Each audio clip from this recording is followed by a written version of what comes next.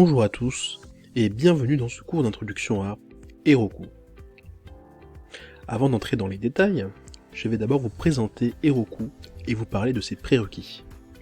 Ce que l'on cherche avec ce cours, c'est que vous soyez capable à la fin de pouvoir déployer vos propres applications web et utiliser les fonctionnalités de Heroku pour vous faire gagner du temps. L'on parlera également de l'architecture de Heroku car ces informations pourront vous aider à avoir un meilleur aperçu de comment les choses marchent de l'intérieur. L'on finira avec des exemples concrets en situation réelle pour mieux imaginer mes propos. Commençons tout d'abord par ces prérequis. Il n'y a en réalité que très peu de prérequis pour ce cours, mais il sera bien plus facile de le comprendre avec une connaissance basique en Python ou Node. Il y aura un peu de programmation au fil de ce cours pour des exemples, ce qui peut s'avérer contraignant si vous ne comprenez pas le code utilisé. Cela sera aussi utile si vous savez comment Git fonctionne, car une bonne partie du travail est fait en utilisant Git.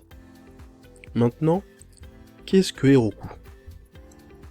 Heroku est une plateforme en tant que service, ou PaaS en anglais, Platform as a Service. Qu'est-ce qu'une PaaS, me demanderez-vous ? C'est un fournisseur de services cloud qui propose des outils hardware et logiciels en tant que service via Internet, permettant à l'utilisateur de développer des applications. Le hardware et le software sont hébergés sur l'infrastructure du fournisseur. Ainsi, les utilisateurs n'ont pas besoin d'installer leur propre matériel et leur logiciel en interne pour développer ou lancer de nouvelles applications. Ce qui permet aux développeurs de construire, lancer et gérer des applications, tout ça dans le cloud sans avoir à construire et à maintenir l'infrastructure que ces processus de développement de logiciels requièrent généralement. Par exemple, le déploiement d'un tel outil en interne peut nécessiter une équipe complète d'informaticiens pour acheter et installer le matériel, les systèmes d'exploitation, ou encore le middleware comme les bases de données ou le serveur web. Il est aussi indispensable de définir les accès utilisateurs, de mettre en place une sécurité et d'ajouter l'application au système de gestion existant ou aux outils de surveillance de performance d'application. Grâce à Heroku, vous serez en mesure de déployer des applis web et utiliser les fonctionnalités de Heroku pour vous faire gagner du temps.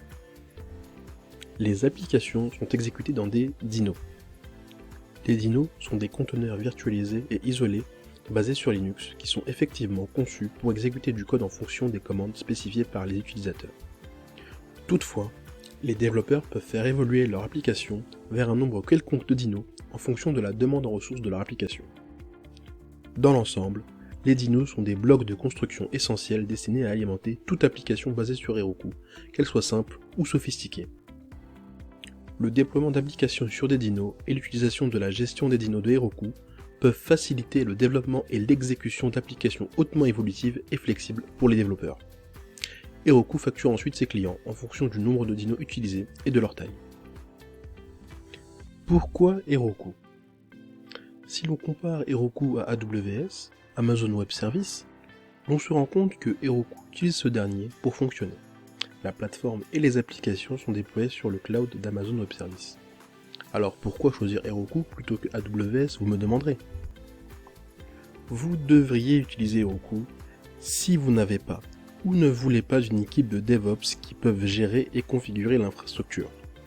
Heroku est souvent vu comme étant bien plus accessible aux novices et aux startups, dû au fait qu'il est plus simple à apprendre et configurer. On compte par ailleurs de nombreux add-ons Heroku permettant d'ajouter davantage de fonctionnalités à une application en un seul clic. De quoi, encore une fois, économiser un temps précieux.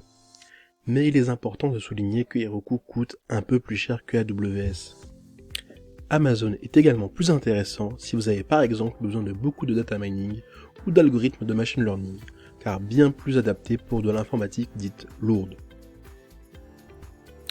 Voilà tout pour cette présentation de Heroku, mais je vous dis à bientôt pour la suite du cours.